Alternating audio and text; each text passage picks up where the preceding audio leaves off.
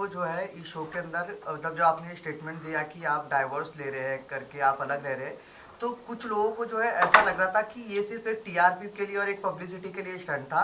इसके ऊपर आप उन लोगों के लिए क्या कुछ कहना चाहेंगे?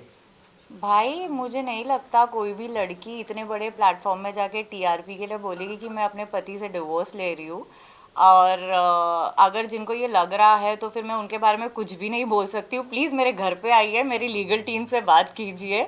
अब जब मैं बाहर भी निकली हूँ तब भी हम यही सारी चीज़ें सॉर्ट कर रहे हैं। तो आई लॉकअप में जाने से पहले भी हमारी लीगल टीम्स इस बात पे बात कर रही थी, और अब बाहर निकलने के बाद भी हम, it's just that we just have to sign the papers, but ये ऑलरेडी इन प्रोसेस हो चुका है। तो ये कोई टीआरपी के लिए चीज़ नहीं कर रहा है।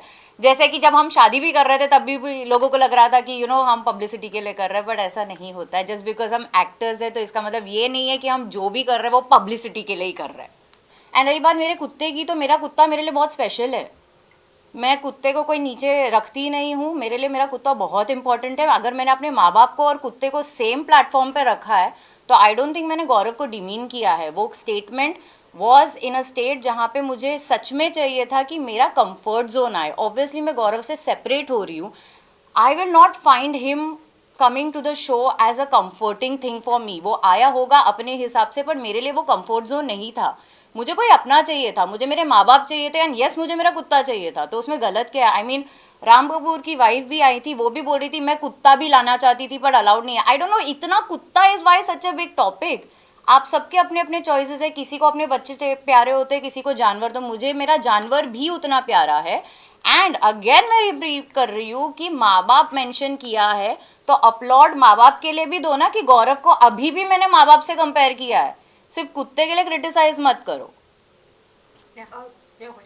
ऑल्सो आकांक्षा, आपने श्रेया ने आपके लिए एक वर्ड यूज किया था जिसके बाद आप काफी गुस्सा हो गई थी। चुड़ैल वाला वर्ड जो था, जब आपको शिल्पा जी ने बताया कि मतलब अच्छा हुआ ये लोग अलग हो रहे हैं, उस पर क्या कहना चाहेंगे आप? आई थिंक आप लोगों को कॉन्टेक्स्ट नहीं समझा। मेरा श्रेया पे वो वर्ड को लेकर गुस्सा नहीं था। मेरा श्रेया को उसके बिहेवियर को लेकर नाराज़गी थी कि वो प्रिटेंड कर रही थी कि शी सिंपथाइजिंग विद मी, वो मेरे लिए कुछ कर रही है। And at the same time मैंने उसको काउंटर ये करके बताया था, क्योंकि उसने पूरे 4 हफ्ते सब लोगों को जाके ये सुनाया था कि मैंने सॉरी तो बोला है, सॉरी तो बोला है।